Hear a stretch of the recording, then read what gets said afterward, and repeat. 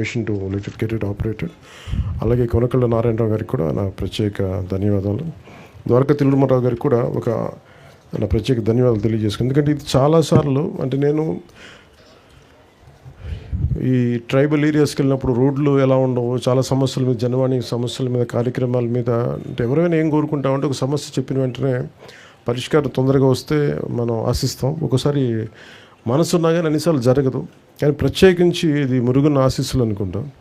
చెప్పిన వెంటనే ఆయన కోరిక, ఆయన భక్తుల కోరిక ఎంత తీవ్రమైంది, ఎంత బలీయమైందంటే చెప్పిన అరగంటకల్లా పని అయిపోయింది.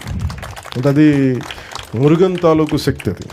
సో దీనివల్ల ఉపయోగించుకునేది ప్రత్యేకించి మన తిరుపతి నుంచి కానీ మన ఆంధ్ర నుంచి అటు తిరుత్తని పళని వెళ్ళాలనుకున్నా, అలాగే తిరుత్తని పళని నుంచి తిరుపతి రావాలనుకున్నా ఈ బస్ సౌకర్యం చాలా వెసులుబాటు చాలా బాగుంటుంది. ఈ రూట్ లెంత్ 505 కిలోమీటర్లు. సో కొత్త 2 లగ్జరీ బస్సులని ఏర్పాటు చేయడం జరిగింది. ఇది తిరుపతి 8 గంటలకి రాత్రి వెళ్తే పొద్దున 7 o'clockకి పళని, అలాగే పళనిలో రాత్రి 8 గంటలకి స్టార్ట్ అయితే తిరుపతిలో 8 గంటలకు వస్తుంది. ఇది ప్రత్యేకించి భక్తులకి చాలా సౌకర్యంగా ఉంటుంది. పళని భక్తులు చాలా సంవత్సరాల నుంచి நிறைய வருஷமாக கேட்டுகிட்டே இருக்காங்க.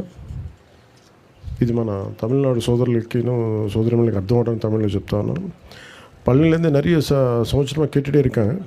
இது திருப்பதி பழனி பஸ் தேவைப்பட்டது, எப்படியாவது பண்ணுங்கன்னு.